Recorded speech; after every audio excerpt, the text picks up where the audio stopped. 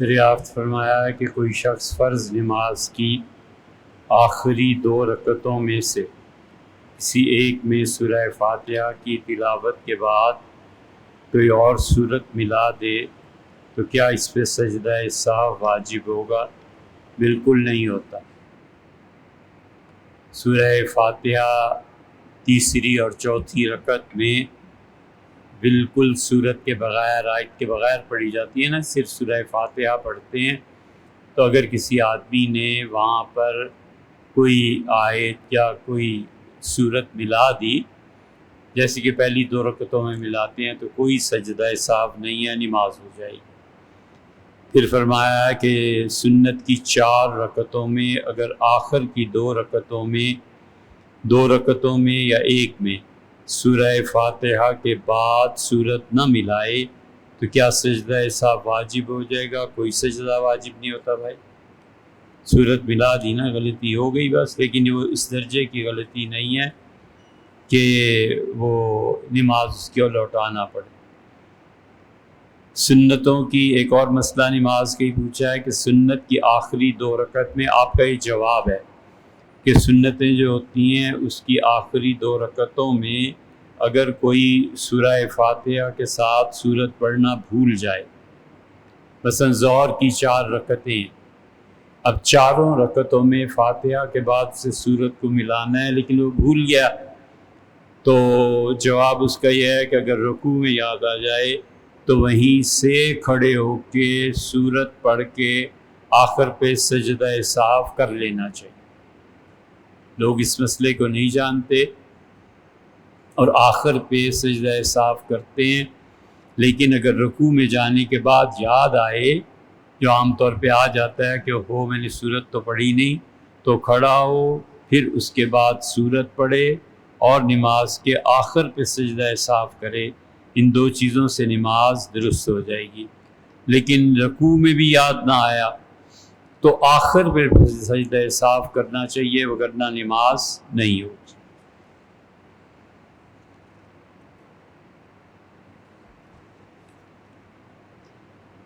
اسی طرح تیسرا مسئلہ بھی نماز کا پوچھا ہے کہ جو شخص دعائے قنوت بھول کے رکوع میں چلا گیا تو اس کے لیے یہ جائز نہیں ہے کہ دعائے قنوت کے لیے رکوع سے کھڑا ہو۔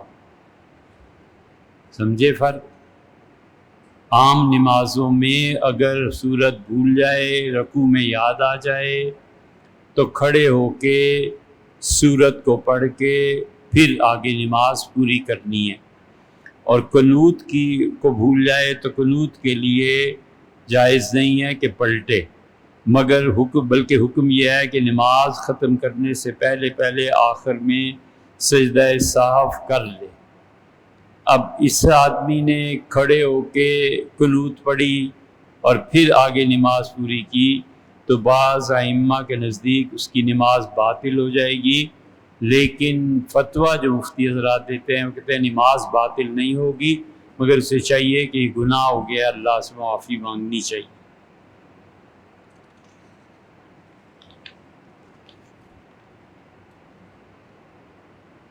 عشاء کی 2 سنتیں، یہ کون سی؟ اچھا، فرض نماز کے بعد اور وتر نماز میں کون کون سی صورتیں ملانا سنت ہے؟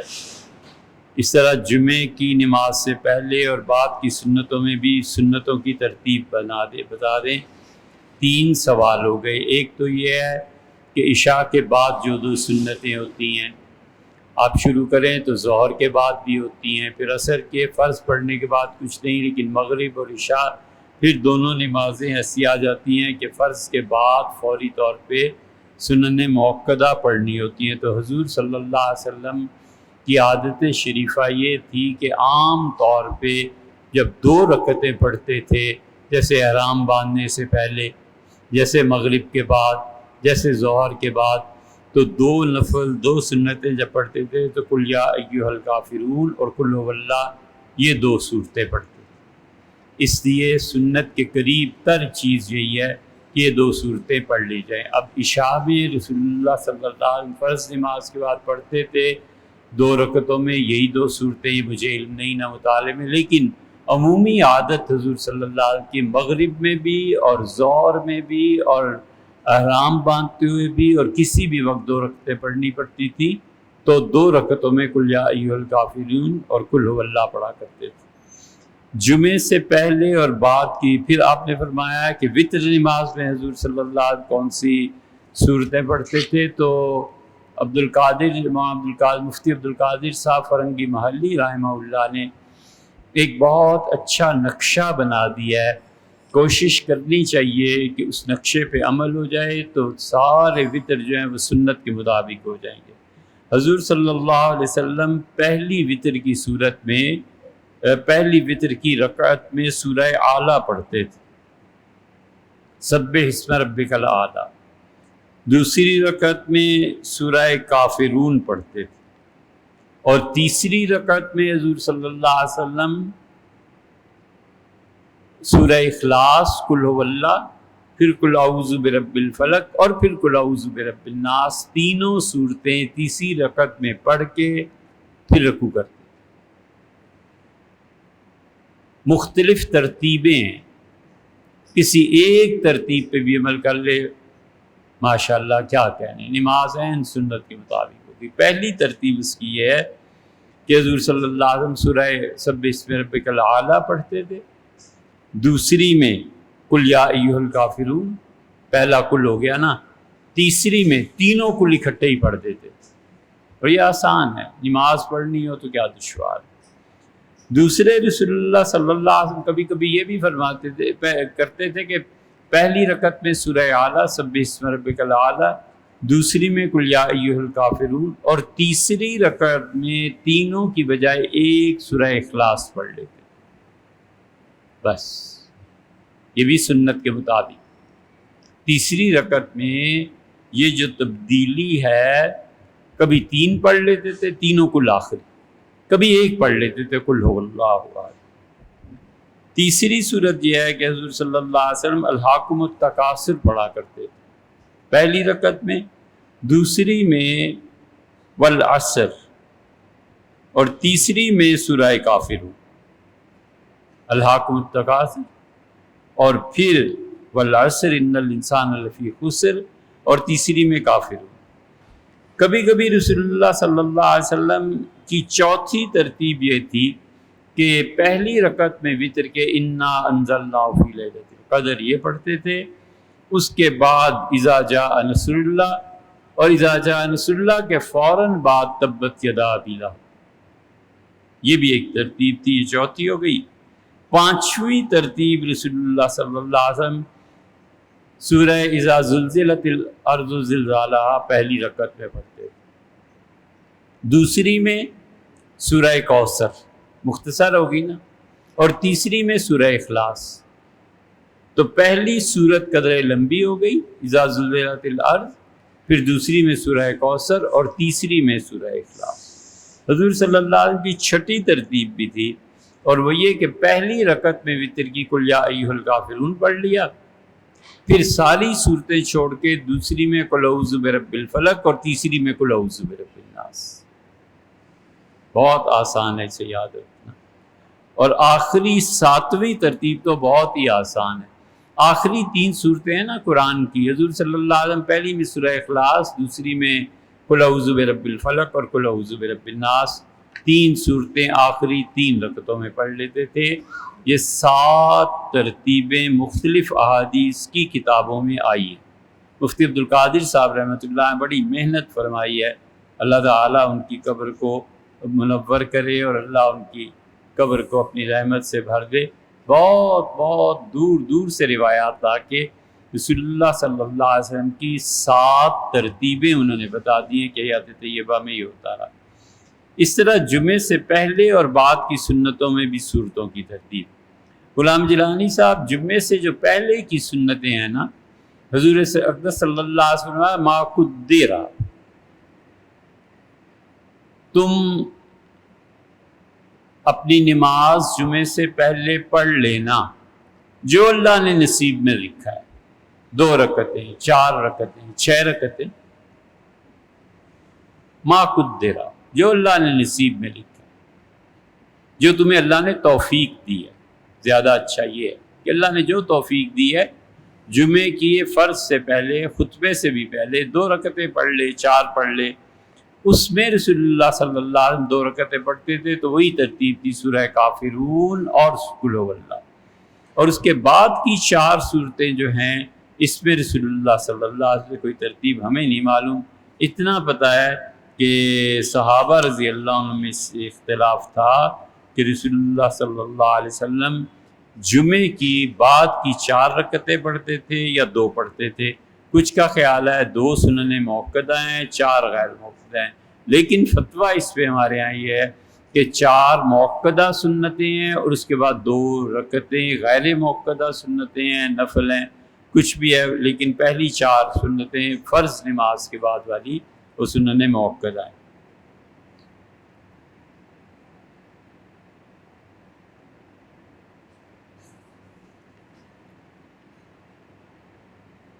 گھر میں معاشی مسائل نہیں ہیں مگر کبھی کبھار ہاتھ تنگ ہو جاتا ہے۔ اہلیہ جو ہیں وہ ہاؤس وائف ہیں، جاب نہیں کرتی، چاہتی ہیں کہ کام کریں اور فائنینشیل معاملات میں ہاتھ بڑھائیں، اس لیے ان کو آن لائن گولڈ ٹریننگ سیکھنا چاہتی ہیں۔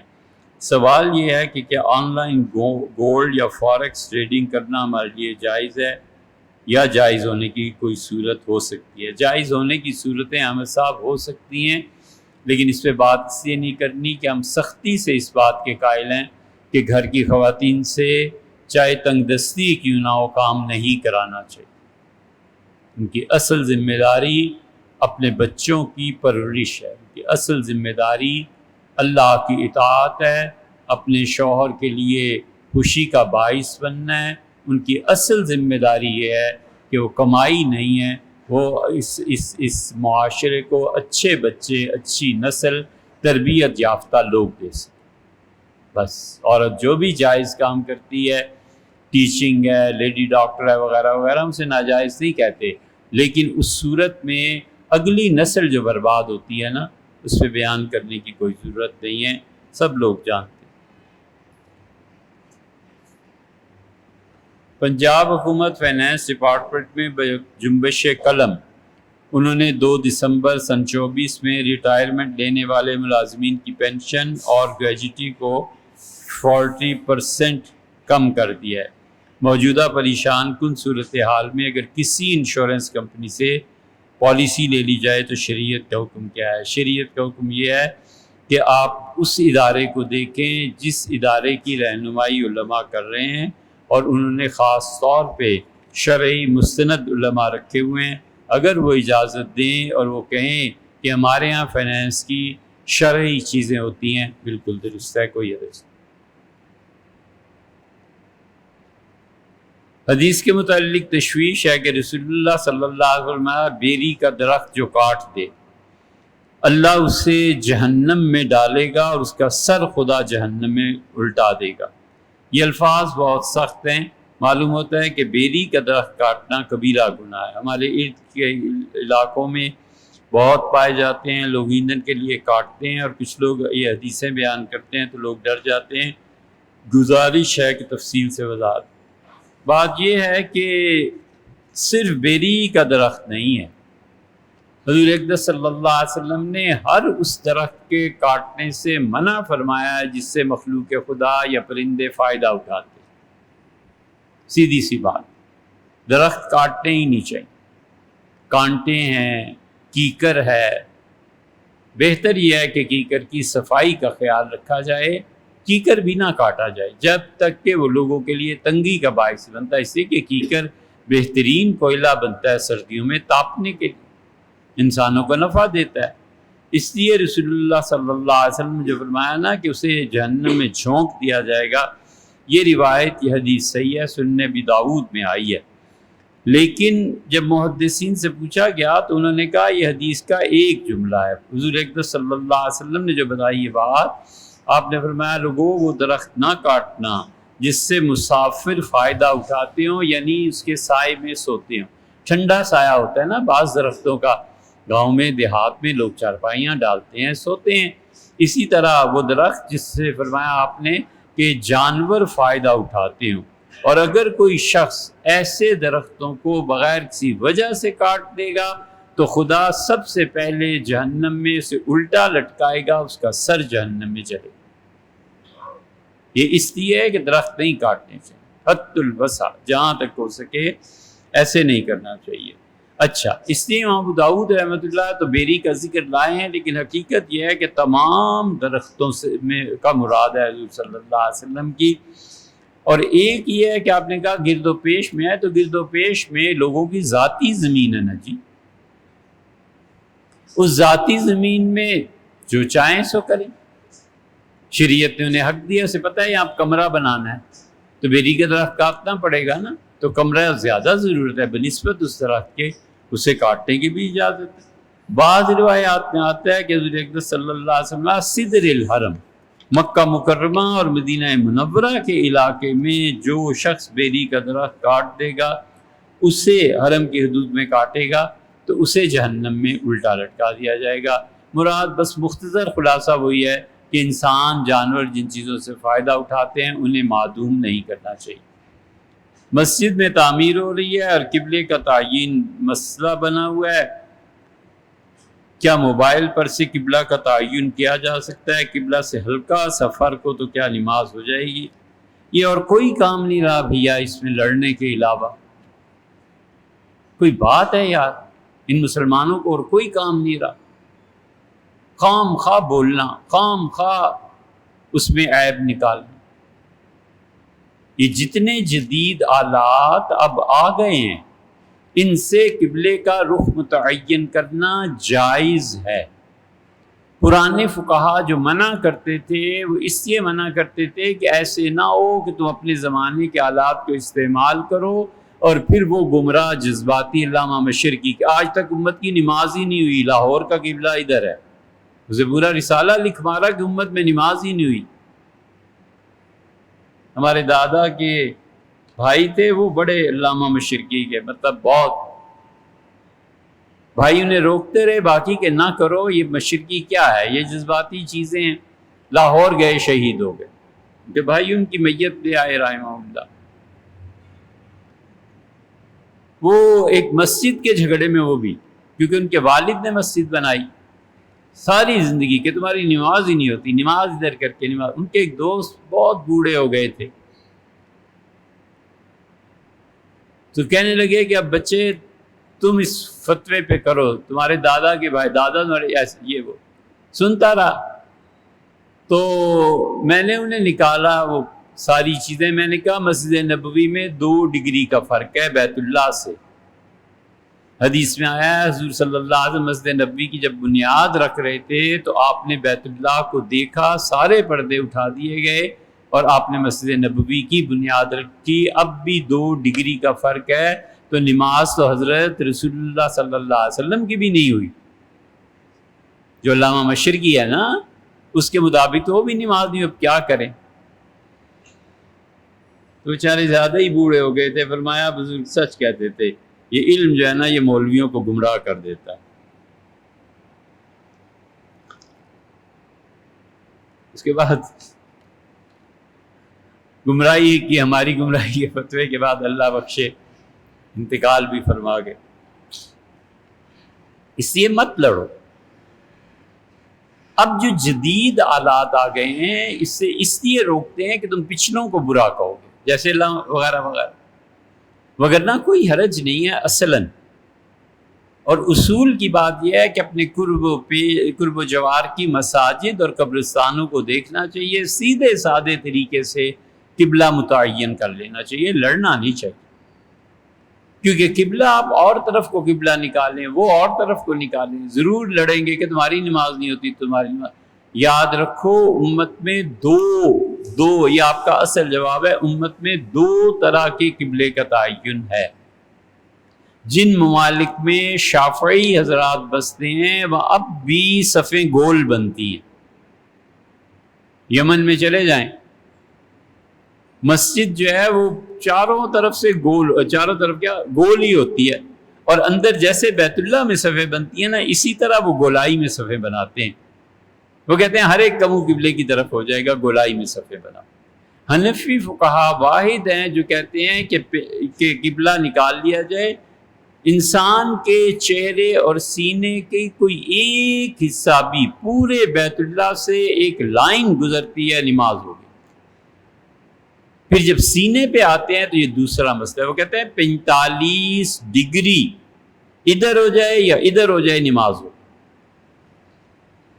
آپ نے موبائل فون سے قبلہ نکال لیا، 45 ڈگری دائیں کو ہو جاؤ، 45 بائیں کو ہو گئی نماز۔ بس مسجد ہے، ترچھی بنی ہوئی ہے، اس کو سیدھا کرنا ہے، قالین بچھانا ہے، مسجد کی صفیں ٹھیک کرنی ہے،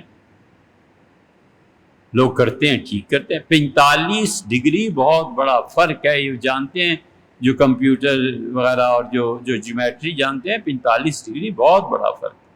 اس لیے فقہا نے لکھا ہے، جو ایپس وغیرہ ہمارے یہاں چلتی ہیں، اس میں 45 ڈگری تک اگر دائیں یا بائیں ہو جائے گا نماز ہو جائے گی۔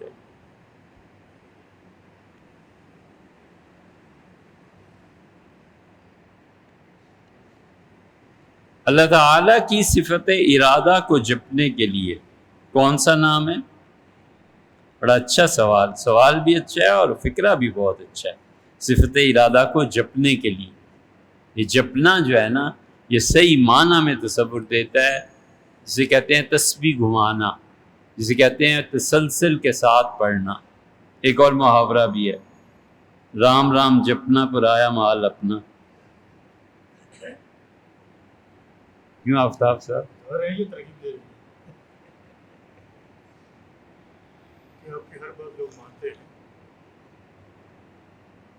رام رام جپنا پرایا مال، لیکن یہ جو رام رام جپتے ہیں نا، ان سے مال لینا خالہ جی کا گھر نہیں، ہاں قوم کا مال۔ میں نے آئندہ ہفتے پھر جمعہ پڑھانا ہے انشاءاللہ۔ رام رام جپنا قومی مال اپنا، قوم کا مال۔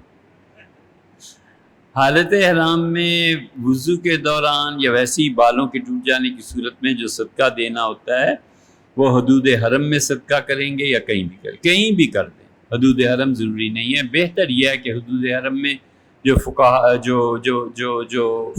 ہیں ان کو کیا جائے، لیکن یہ واجب ضروری نہیں ہے۔ حدود حرم کو چھوڑ کے اپنے شہر، اپنے محلے میں بھی آ جائے تو وہاں بھی دیا جا سکتا ہے، البتہ ان کو دینا افضل۔ کوئی شخص پھل کھا رہا ہے، مثلا سیب، آم وغیرہ، اور کھانے کے بعد میں خون کا نشان نظر آ جائے، اس میں افتخار صاحب سیدھا سادہ اصول یہ ہے کہ تھوکے اور دیکھ لے کہ تھوک غالب ہے یا خون غالب۔ معمولی سے خون سے بھی تھوک رنگین ہو جاتا ہے، لیکن یقین ہو کہ زیادہ خون غالب ہے، وضو ٹوٹ گیا، نہیں تو نہیں ٹوٹا۔ بس اس اصول پہ پرکھ لینا چاہیے خود ہی سے۔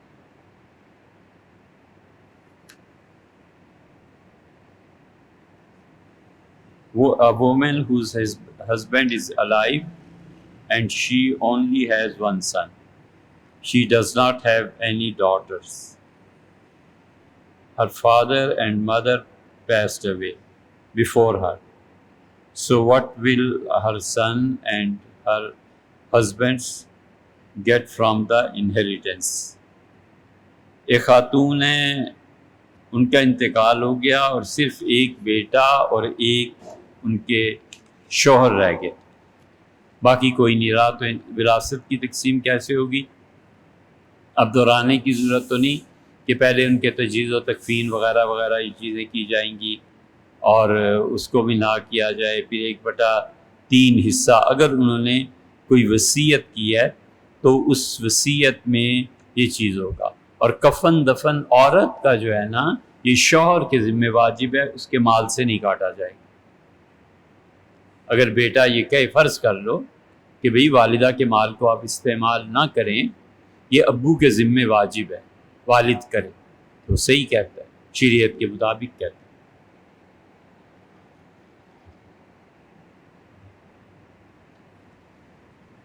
جب یہ خالص مال 1/3 بھی ہو جائے اور جو کچھ انہوں نے کہا وہ سب ہو جائیں، تو 4 حصے کرنے ہوں گے۔ 1 لاکھ ہے نا، 4 حصے ہو گئے، تو 25,000 کے 4 حصے ہو گئے، ایک حصہ شوہر کا ہے 25,000 اور 3 حصے اس بچے کے ہیں وہ 75,000 ہو.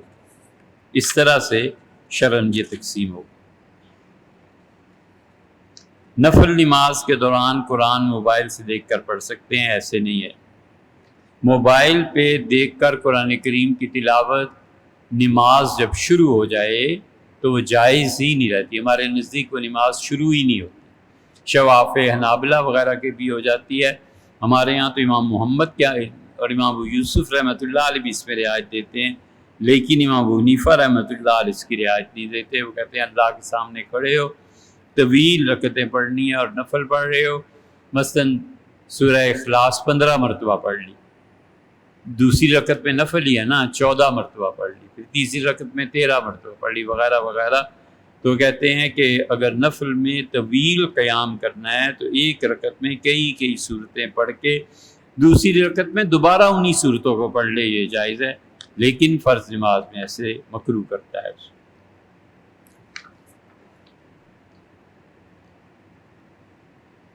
مسلمان ممالک مغربی دنیا سے جنگ نہیں لڑنا چاہتے، پھر بھی وہ ہم پر جنگ مسلط کی جا رہی ہے، تو اس کی کیا وجہ ہے؟ اس کی وجہ وہی ہے جو علامہ اقبال نے کہی ہے جرم ضعیفی کی سزا مرگ مفاجات. جو لوگ کمزور ہوتے ہیں نا، طاقتور ان پہ جھپٹتے ہیں، اس کمزوری کی سزا انہیں یہی ملنی چاہیے.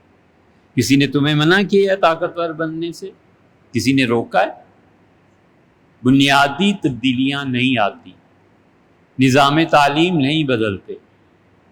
جو لوگ صاحب الرائے ہوتے ہیں وہ باہر رہتے ہیں، اور جو خدا کی نافرمانی میں مبتلا ہوتے ہیں ان کی اکثریت سے قوانین بنتے ہیں اور عدالتیں بکتی ہیں. اس صورتحال میں مغربی دنیا کیوں نہ آخر آپ سے لڑنا چاہے؟ وجہ انہیں پتہ ہے کہ تمہیں طاقت ملی تو تم نے بھی وہی کرنا ہے، اس سے بھی بدتر کرنا ہے جو وہ کرتے ہیں.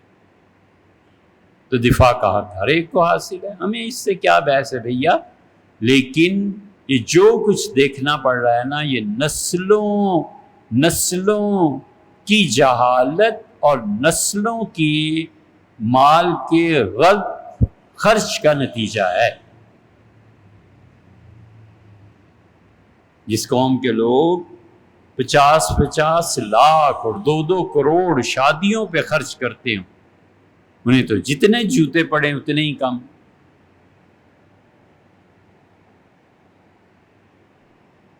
محلے میں ٹھنڈے پانی کا کولر نہیں ہے، لاکھ کا آ جاتا ہے، 1.25 لاکھ کا آ جاتا ہے، اور شادی پہ 10 لاکھ خرچ کرنے ہے کوئی سوچنے کا انداز کہ کرتے کیا؟ پتہ ہے کہ اسکول نہیں ہے بچوں کے پڑھانے کے لیے، اب یہ نیندرا ہو رہا ہے، اب یہ ہو رہا ہے، اب یہ ہو رہا ہے. تو اسے نہیں پتہ کہ نسلیں آگے کیسے پروان چڑھتی ہیں اور کس طرح بچوں کی تربیت کی جاتی ہے. اس لیے جو کچھ مار پڑ رہی ہے نا بہت تھوڑی. دلائل الخیرات اور قصیدہ بردہ شریف عبدالاحد صاحب آپ نے دریافت فرمایا ہے. بھیا ہمارے مشائخ سب حضرات پڑھتے تھے، اجازت بھی دیتے تھے.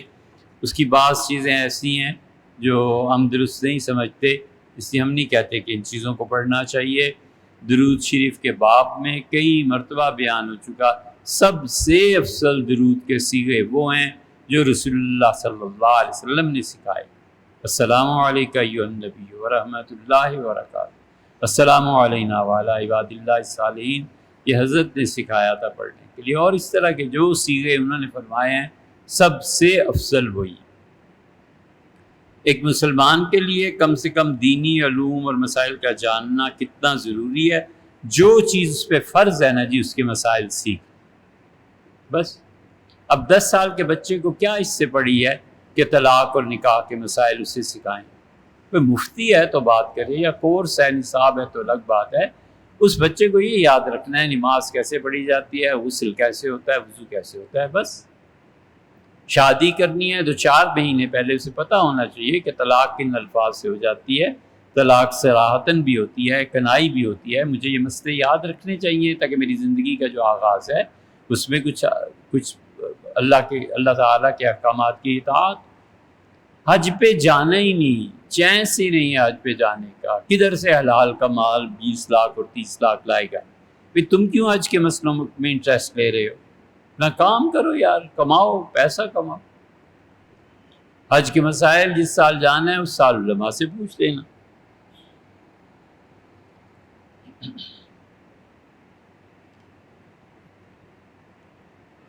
کون سی کتاب سے رہنمائی مل سکتی ہے؟ عامر صاحب تھانوی نور اللہ مرکدو نے یہ بہشتی زیور جو لکھا ہے نا، اس میں بہت سے مسائل ہیں جن سے مدد مل جاتی ہے۔ سید زوار حسین شاہ صاحب رحمۃ اللہ نے عمدۃ الفقہ ایک کتاب لکھی ہے، اس سے بہت مدد مل جاتی ہے۔ آپ کسی خاص شعبے کا لکھیں تو ہم اس میں بتائیں کہ اس شعبے میں مثلا نماز ہے تو صوفی عبدالحمید صاحب رحمۃ اللہ علیہ ہمارے استاد تھے، حضرت رحمۃ اللہ گجرانوالہ میں نصرت العلوم میں ہوتے تھے، ان کی ایک کتاب آئی ہے نماز مسنون، 600-700 صفحوں کی ہے، اسے پڑھتے رہنا چاہیے، روز 2-4 صفحے پڑھ لینے چاہیے تاکہ پتہ چلے کہ سنت کے مطابق نماز کیسی ہوتی ہے۔ اگر آپ حج کا کہتے ہیں تو مفتی سعید صاحب رحمۃ اللہ علیہ کمال کے آدمی تھے، مفتی صاحب کا علم تھا یا سمندر تھا۔ مفتی صاحب رحمۃ اللہ علیہ نے جو کتاب کے حج کے مسائل پہ شاید قیامت تک لوگ اس سے بے نیاز نہ ہو سکیں، مفتی صاحب کی کتاب ہے رحمہ اللہ، اس کو پڑھنا چاہیے۔ اسی طرح سود ہے، یہ ہے، اور چیزیں پڑھنی چاہیے۔ رفعت قاسمی ہوتے ہیں، دیوبند میں ہوتے تھے رحمہ اللہ، انہوں نے ہر موضوع پہ ایک کتاب لکھ دی ہے، ان کی کتابیں پڑھنی چاہیے، نماز اور اس کے احکامات، وضو اور اس کے غسل اور اس کے وغیرہ وغیرہ۔ ہم دوستوں نے مل کر ماہ محرم میں جلسہ شہدائے کربلا کا اہتمام کیا ہے، کچھ لوگوں کا کہنا ہے کہ عنوان بدل دیا جائے کیونکہ اس سے شیعت سے مشابہت ہوتی ہے۔ علاقے میں اس سے پہلے محرم کے بیشتر جلوسوں میں سیدنا عمر رضی اللہ عنہ کا ذکر ہوتا ہے اور شہدائے کربلا کا ذکر بہت کم۔ اس کے باوجود کچھ کا کہنا ہے کہ سیدنا عمر رضی اللہ عنہ کا ذکر ہو، ایسے حالات میں طرز عمل کیا ہونا چاہیے؟ سب کا ذکر کرنا چاہیے بھائی۔ امیر المومنین سیدنا عمر رضی اللہ عنہ، وہ بھی خلیفہ راشد، ان کا بھی ذکر ہونا چاہیے۔ حضور اقدس صلی اللہ علیہ وسلم کے نواسے، ان کی شہادت کا بھی ذکر ہونا چاہیے۔ اگر آپ شہادت کے ذکر کو چھوڑ دیتے ہیں تو یہ ناصبی بدبخت جو یزید کو رحمت اللہ علیہ اور کیا کیا فضول بکتے رہتے ہیں، آپ اہل سنہ کو چھوڑ کے ناصبیوں کی فہرست میں جا کھڑے ہوں گے۔ اور امیر المومنین سیدنا عمر رضی اللہ عنہ کے مناقب سے کوئی جلتا ہو، برا سمجھتا ہو تو جا کے شیعت کے صف میں کھڑا ہو جائے گا، تو ہمیں ضرورت کیا پڑی؟ اہل سنہ کا جو مسلک اعتدال کا ہے، سارے صحابہ کرام رضی اللہ عنہ کا ذکر کیجئے، کوئی حرج نہیں۔ آپ نے میرے پچھلے سوال پہ پوچھا ہے کہ میرا مسلک کیا ہے، نہیں ایسے نہیں ہے جنید صاحب، ہمارا فکرہ سن لیجیے۔ ہم نے کہا ہمیں معلوم نہیں کہ آپ کا مسلک کیا ہے۔ کیا اقتدار کے ذریعے امن لایا جا سکتا ہے جیسے کہ امریکہ اور اسرائیل کے صدور کہہ رہے ہیں؟ کیوں نہیں بھئی، اقتدار کے ذریعے امن کیوں نہیں لایا جا سکتا؟ وجہ اقتدار ہو، نظام تعلیم کو بدلے، 20-30 سال تک ایک نسل کی پہ محنت کرے، جہاں بچے ہمارے پڑھنے جاتے ہیں امریکہ اور کہاں اس لوگوں سے فرنچائز کرے، ان کی یونیورسٹیاں لائے، ان کے علوم پڑھائے۔ 50-100 سال بعد ہمیں کیا ضرورت آخر ان چیزوں کی رہی؟ اور اس کے ساتھ اس نصاب میں جو بچے کی ضروریات ہیں اللہ کے دین کے مطابق اسے کر دیا جائے۔ مثلا آپ نے ناظرہ قرآن پڑھنا ہی، مثلا جو نصاب بدلا ہے یہ چیزیں آپ کو سیکھنی ہیں، پتہ ہونا چاہیے بچے نماز کے کتنے فرض ہیں وغیرہ وغیرہ، ایک بیلنس نصاب ہونا چاہیے۔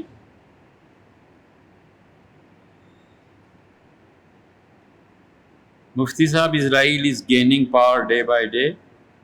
Is this the power of دجال؟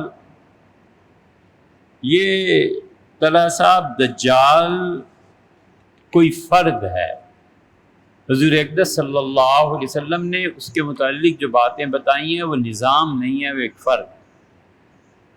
اس لیے ہم اس کے بالکل قائل نہیں ہیں کہ دجالی نظام اور یہ نظام۔ دجالی نظام یقیناً ہے، لوگوں میں دجل ہے، لوگوں میں فریب ہے، لیکن اس کی آڑ میں اس دجال کا انکار کرنا جو حضرت تمیم داری رضی اللہ عنہ سے ملا تھا، یا جیسے کہ غامدی صاحب انکار کرتے ہیں ہم اہل سنہ ہرگز اس بات کو نہیں مانتے۔ ہم کہتے ہیں کہ یا تو وہی ظاہر ہوگا یا رسول اللہ صلی اللہ علیہ وسلم نے جو کچھ ارشاد فرمایا ہے اس زمانے میں پتہ چلے گا جا کے۔ ہم اب تک اہل سنہ اس دجال کو مانتے ہیں، اس کے ظہور کو مانتے ہیں۔ دجالی نظام ہے، فراڈ کا نظام ہے تو سو ہے، لیکن اس دجال کا انکار ہم سمجھتے ہیں کہ وہ سنت کے وہ اہل سنہ کے مسلک کے منافی ہے۔ 23 سال حج کیا تھا، اب دوبارہ اللہ نے پیسہ اتنا دے دیا سجاد صاحب، بس وہ حج ہو گیا، فرض پورا ہو گیا۔ دوران حج، عمرہ یا حالت احرام میں منہ پر چادر ڈالنے سے کوئی دم واجب نہیں ہوتا احمد صاحب، وہ تو بہت ڈیوریشن ہے جس میں چادر اوڑھ کے سویا رہے وغیرہ وغیرہ، اس لیے اس کا صدقہ دے دینا چاہیے تاکہ حج میں کوئی کمی، عمرے میں کوئی کسر اس طرح سے باقی رہ گئی ہے تو اللہ تعالیٰ اسے پورا کرے۔